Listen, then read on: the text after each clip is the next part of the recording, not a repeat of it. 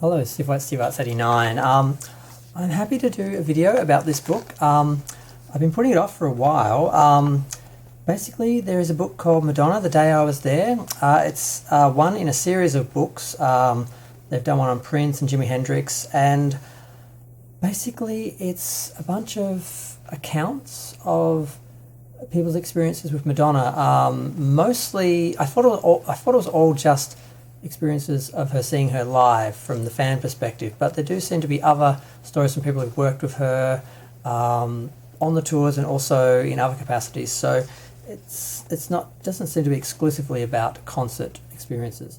But it's written by Dirk, Timmerman, and it's from thisdayinmusicbooks.com.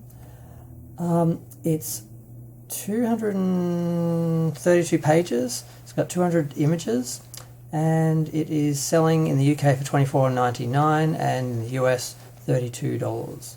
Now, it was just released on July 29th, and I just heard from a friend that it was literally like released. She got a copy, I think, on the 7th or the 8th, or she got it early June or July.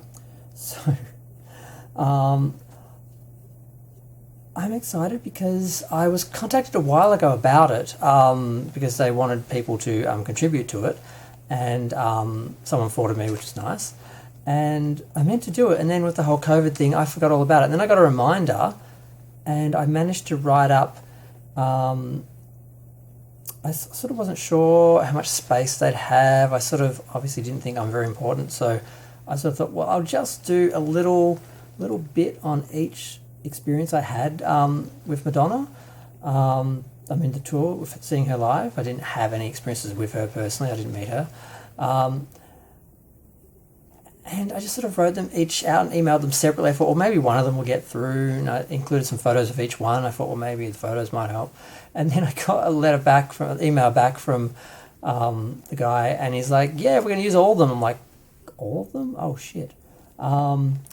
Because I'd written them all separately, and I thought, oh, okay, I know these people are writers, they have editing abilities, but I sort of repeated points in each sort of story, because each of them pointed out that I didn't see the girly show, I'd waited 23 years, and blah, blah, blah, and I can't remember what there were themes and points that I sort of had in each little story, and I thought, oh, God, so I just rewrote it as just one, because I thought, oh, I guess they're going to give me like a double page or something, and it'll be like the 4 stories sort of just all, because I thought they'll probably fit about 2 pages.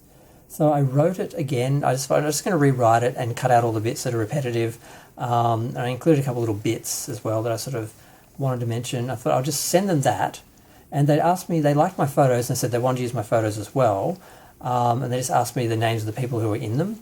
And I took a while to do it. I was really stuck in COVID depression at that point. I remember it took me days just to reply. It was taking me days to do anything. And I eventually got around to, I basically made out a PDF of all the pictures, and I had like basically a little quote or a name or something under each one just to say who it was and what it was and all that. And I thought, that's a bit too much, it's a bit overkill. They just really just wanted the names of the people in the photos that you sent, just so they know, if they're going to print them, so they can say who's in them.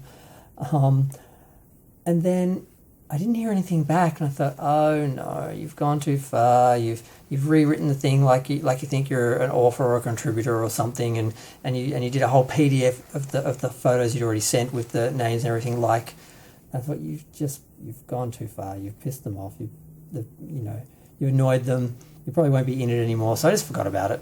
And then my friend, who I didn't know was actually doing some editing work on the book, I can't remember if she mentioned that or not, but she published a few things. There was a advertisement in the London subway, like the cover of the book, in those things, whatever they are. They always have like the advertising, and it changes, it like rolls up, or some of them now are digital, and it's just like a screen and the image just changes every few seconds or whatever. So I saw that and I thought it was Photoshop. I thought they were just having fun. And I realized, oh, they've actually got an advertising budget. This is actually getting like advertising all over the place. I'm like, wow. And then I heard she actually got a copy, and she had just a photo with just random pictures of pages. And I looked at one of them like, that's my picture of Madonna. And I looked really close. I'm like, that's sort of my name. Because my name was Stephen Carter. And I changed it to Stephen White because White was my mother's maiden name. And I didn't really feel connected to my father, and I liked White more, and I felt I was more connected to White. And I did that a couple of years ago. And I don't know, I'm like, why did I tell them my name was Stephen Carter? Like, I don't know why, but either way, it had Stephen Carter, and then you can see some text, and it was too small to read it, but I'm like, oh wow, so that's it. And I looked at it, and it looks, because I'm not quite sure of the format, I asked my friend, she replied a few things, but she didn't reply to everything, because I said, look, I want to make a video for YouTube, I sort of need some details, and it looks like, I'm not sure if it's just a big mishmash, or if it goes in chronological order, like it starts off with like the Virgin Tour and goes through each tour and has like each country and like each stadium, people's experiences, because I noticed some of the stories sort of had little headings, like so-and-so stadium, and mine just had a name. I'm like, oh, I'm guessing that's for my concert or my stadium, and then it's just got people who were there at that event talking, and they just sort of have like each person's name. So it's not like they're giving like each fan a page or something, or it seems to be event based, and then they've just got a row of people in that. So it looks interesting, it looks good. There's between 300 and 350 people who've contributed, and I meant to read out some of the people who aren't just fans. It says the book includes accounts from Peter Morse, lighting designer, director of the Who's That Girl World Tour, the Blonde Ambition World Tour, the Girly Show World Tour, the Drown World Tour. I didn't realise he worked on all of them. Elizabeth Bergman, dancer professor at the University of Michigan. Norris W. Burroughs, friend of Madonna. George Dubose, photographer in 1981. Fred Talixon, choreographer, Confessions Tour. Dawn Knoll, dancer, Reinvention Tour. Vadim Kolpakov, oh God, I can't pronounce that. Musician, Sticking Sweet Tour, and Marcus Leverdale, photographer with Martin Burgoyne. I can't pronounce anything, I'm sorry. So it looks interesting, it looks good, and I'm very excited to be in it, because just the idea that one of the Madonna books on my shelf has something from me in it. Because I'll speak to my friend, and she said that they used all my photos, and I've got a 2-page spread of photos, and then they used all my stories, so each of my stories probably has a photo as well. And I'm guessing when they talk about Tears of a Clown, my story's in before the other people's stories. And for the actual Rebel Heart, the first show in Melbourne, my story will be in that as well. And I guess the final show in Sydney, which is the final show of the tour, and the final show really of, so as it looks, Madonna's concert career, because I don't count, this is where I get the hate, I don't count Madame X as like a real tour, because it was like a theatre tour and it had so many problems, and there was limited scale and all the cancellations, and it's just seems to be like it's going to be put down, recorded negatively when people sort of look at a history, I think. So I kind of feel like I was at the last real Madonna concert, so there's that one, so I guess I'll have a little bit in there as well. And it's just nice, the idea. I think she said that some of the pictures with me in them are actually in there as well, so I always wanted, you know, I'm like most people, I always wanted to see something I did in a book or something, whether it was something I wrote or something I did, or someone talking about me or something. I always thought that would be cool, and the idea that I've got a Madonna book, and as a fan I've contributed and been mentioned in there as well, is really nice. I was always thinking why there wasn't a book like this myself, and when I had all the experiences meeting so many fans on the Real Heart Tour, I thought about it myself, because I was very isolated as a Madonna fan. I didn't have any Madonna fan friends really when I was growing up. I was always the Madonna fan kid that whenever Madonna did something, I would be answerable to it or accountable for it. And I got attacked for being a Madonna fan a lot, people in my family, because my sisters were Madonna fans back in the day, like girly, like a Virgin era. And then once she kind of matured and became more aggressive, with her femininity and her image and her politics and everything, they sort of turned on her because she wasn't conventional enough. She wasn't like, so then I had to then answer for everything she did after that. So, and I think a lot of fans have that experience. I've talked to a few fans who've had this experience. They spend a lot of time defending Madonna. And while I also criticise her, I will defend her as well. If I think someone's attacking her for no reason or wrong about something, I will defend her just as quickly as I will say I think she did the wrong thing with like the no camera rule or something for Madam X, stuff like that. I will say till the end of the world, I think that was wrong, even though I still love her and blah blah. So it wasn't until that got sidetracked. It wasn't until Rebel Heart that I actually met a lot of fans. I sort of knew 2 other Madonna fans, which sort of happened as I became like more active in the gay community. I met a couple of people.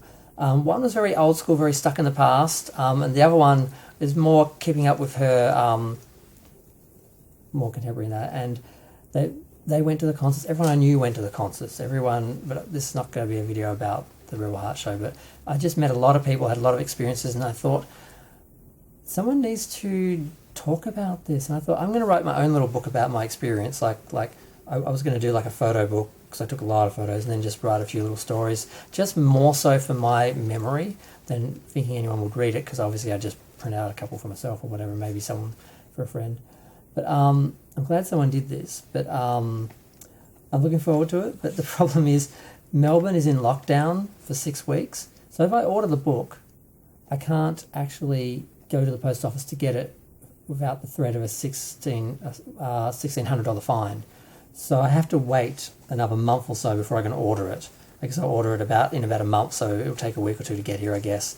And then I'll actually get to see it in person. I was hoping to order a digital copy so I could see it now. It says it's going to be available in all digital formats from July 1, but I couldn't find it anywhere, so I can't tell you where to get it digitally. But I'll put a link in the description. And I think I've listed everything. It's just a really good idea. It's really fun. It just really validates the fans, because a lot of Madonna fans are dedicated. They've been fans for their whole life. They've supported her. They're always defending her and talking about her and promoting her, especially in Australia in her absence when she didn't tour for so long. There was a lot of bad feelings, and it really wasn't until she came back for the Rebel Heart that everyone just sort of forgave her and embraced her again. And then we started having Madonna nights and Madonna birthday parties and Madonna album launch parties, and it just became okay to be a Madonna fan again. So, and it hadn't been for a decade or 2, I think. So that was great, and I'm just really excited to be in it. I just can't wait to see it. It was great to be in the DVD as well, because I'm in the audience in some of the shots, and I'd always sort of wished when I watched the videos that I was at one of the concerts that was recorded, so I could see my concert on video, and also and also to see myself in the audience. So that dream came true with the Rebel Heart show, because I was at 4 shows, and 3 of them are recorded, depending on, like, they recorded the wide shots, others they recorded just little stuff. And I was at the Tears of a Clown show as well, which was kind of recorded. It got a little segment, like a little special feature segment on the DVD. It didn't get a proper release, which a lot of people are very disappointed about, and I'm glad I videoed pretty much the whole thing and managed to get all the songs online. So that's why it's important to let fans have cameras, because otherwise these things, if they don't get a proper release, they can just disappear and no one gets to enjoy them or remember them. So I've been talking way long. There's a lot I've talked about. Madonna, the day I was there, the only thing that confuses me is the cover, because it's not a photo of her performing live. It's a photo from, I think, 1982 or 3 or something. It's from the first album era. And I'm wondering, it mentioned a photographer who worked with her in 1981. I'm wondering, is that photo older than I realised? And he took that photo, and maybe the story starts from this person's experience working with her, as opposed to seeing her live. But maybe he's talking about when he saw her live after having worked with her. I don't know. Because, like I said, they talk about the people who worked on the shows as well as the people who watched the shows. So I'm guessing it's still live, but then I look at the cover, and the cover isn't an image of her live. So I'm wondering if it also has stories of people just working with her outside of the actual concerts. But until I see a copy or can get my friend to answer more questions, because I guess she's very busy, we're chatting a bit, but And also, I don't want to bug her with, like, I've sent a couple of questions and that's it. I don't want to bug her too much because I'm sure she's got a lot of people asking her questions. Just like at the time, she would have had a lot of people asking her, like, probably being pushy, like, am I in it, blah, blah, blah. So I didn't want to be annoying. So I'll do probably another video when I get more information about it, and if I get a digital copy, of course, I'll do a review, and when I get my actual book, I'll do a review as well. And I look forward to seeing other people's reviews and basically the experiences of getting the book and seeing their own story in print and being a part of that. So, yep, thanks. Feel free to share, like, comment, subscribe. Let me know what you think about the book or about your experience with it. And I'm going to go.